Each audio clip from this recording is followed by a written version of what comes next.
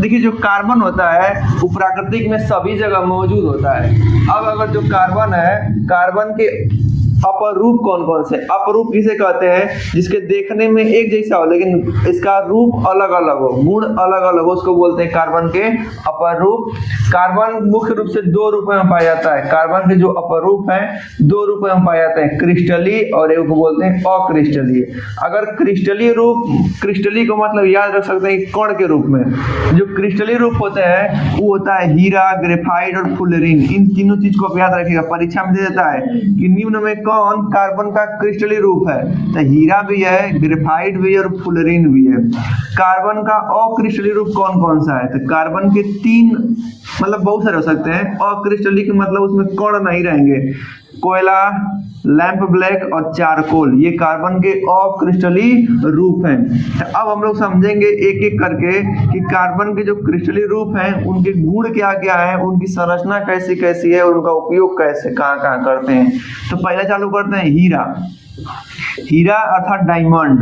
जो हीरा होता है वो रंगहीन होता है तथा पारदर्शी होता है। पारदर्शी का मतलब आर पार देख सकते हैं। अब जो हीरा होता है इसका चमक, इसमें जो चमक होती है बहुत उच्च होती है। इसका अपवर्तनांक भी सबसे ज्यादा होता है हीरे का, इस चीज को याद रखिएगा। जो हीरा होता है वो प्राकृतिक में सबसे कठोर पदार्थ है। जो हीरा है प्राकृतिक में सबसे कठोर पदार्थ है। हीरा जो होता है विद्युत का कुचालक है। अगर हम हीरे से चाहेंगे विद्युत का ट्रांसफर हो सके तो हीरे जो है विद्युत का चालन नहीं करता है। क्यों नहीं करता है? क्योंकि हीरा में ना मुक्त इलेक्ट्रॉन नहीं पाए जाते हैं। आगे बात करें कि हीरा जो होता है इसका जो गलनांक है अर्थात मेल्टिंग पॉइंट जो होता है बहुत उच्च होता है। हीरा को गलने के लिए बहुत ज्यादा ताप देना पड़ेगा तब जाके उसको गला पाएंगे, लेकिन बहुत उच्च उसका गलनांक है। अगर हीरे की संरचना देखें तो हीरे की संरचना कुछ इस प्रकार से है। ये हीरे का एक अणु अन्य 3 अणुओं से जुड़ा होता है। अर्थात ये जो संरचना आप देख रहे हैं ये हीरे की संरचना है। ये जो संरचना का नाम है त्रिविमीय जालक संरचना। अर्थात हर एक अणु 3 अणुओं से जुड़ के एक जालनुमा संरचना बनाता है, जिसको बोलते हैं त्रिविमीय जालक संरचना। कभी कभी पूछता है कि हीरे के अणुओं के बीच किस प्रकार का बंध पाया जाता है, बॉन्ड। कैसा बॉन्ड? तो सहसंयोजी बंध पाया जाता है। अगर हीरे का उपयोग देखें, हीरे का उपयोग अधिकतर मार्बल मतलब टाइल्स या फिर ग्रेनाइट, ग्लास मतलब शीशा, मार्बल, ग्रेनाइट, ग्लास को काटने में प्रयोग करते हैं। जैसे हम लोग सब्जी काटने में किसका प्रयोग करते हैं? चाकू का। तो चाकू से शीशा नहीं काट सकते हैं। शीशा को काटने के लिए हमें एक लाइन से सीधा काटना चाहिए। आरी या रेती कुछ तो नहीं काम करेगा। क्या काम करेगा? हीरा। जाएंगे ना तो जो शीशा वाले दुकान पे काम जो करते हैं इतना बड़े से कटर होता है, कटर के आगे थोड़ा सा हीरा का कण लगा होता है, एक बार से स्केल मार के घिसेंगे सब कट जाता है तुरंत। तो हीरा का उपयोग टाइल्स काटने में, ग्रेनाइट या फिर कांच को काटने में। और का उपयोग करते हैं तो हीरा का उपयोग कीमती आभूषण बनाने में भी करते हैं। जैसे अंगूठी में डायमंड मतलब हार और नेकलेस बनता है ना, तो हीरा का ये सब क्या है? उपयोग है। अब हम लोग देखेंगे, जैसे देखिए हीरा का पूरा कहानी खत्म।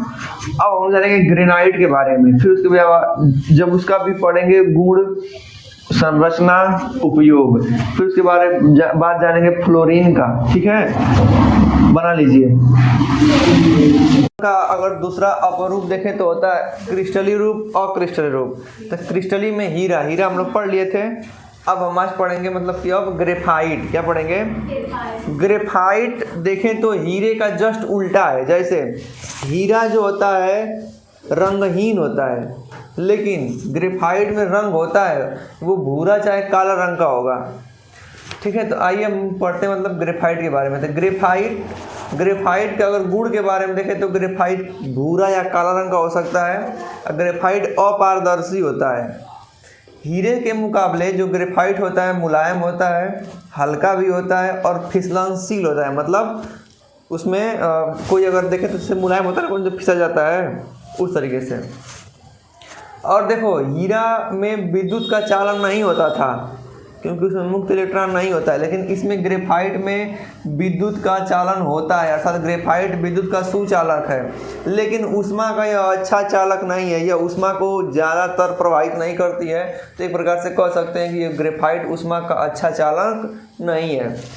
देखिए ये जो ग्रेफाइट की संरचना है, क्या है, ग्रेफाइट की जो संरचना होती है ये षष्ठ फलकी संरचना है। त्रिविमीय जालक संरचना पाई जाती है हीरे में, ठीक। लेकिन षष्ठ फलकी, षष्ठ मतलब छगो, षष्ठ मतलब इसकी जो संरचना पाई जाती है षष्ठ फलकी संरचना, इसमें देखेंगे तो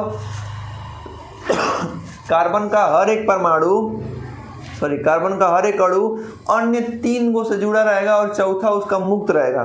चौथा इलेक्ट्रॉन कैसा रहता है, मुक्त रहता है। इसी मुक्त इलेक्ट्रॉन के कारण ही यह विद्युत का चालन करता है, ठीक है। ये इस प्रकार की आपको संरचना बनानी होगी।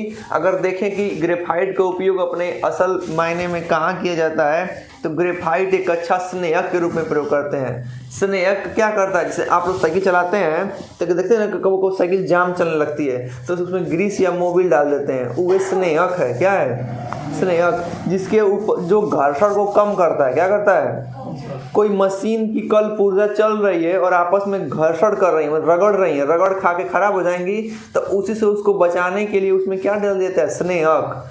अब स्नेहक के रूप में आप कुछ भी प्रयोग कर सकते हैं, तेल, मोबिल, ग्रीस, ग्रेफाइट। तो जो मतलब महंगी मशीनें होती है जहाँ तेल का काम नहीं है और उसमें जो परत दर परत अगर घर्षण हो रहा होता है तो उसके बीच में क्या लगाते हैं, ग्रेफाइट का प्रयोग करते हैं। किसका प्रयोग करते हैं, तो ग्रेफाइट को एक अच्छा स्नेहक माना जाता है। और ग्रेफाइट का उपयोग आप लोग को सबको पता है कि पेंसिल की लीड में होता है, किसका, ग्रेफाइट का, ठीक ना।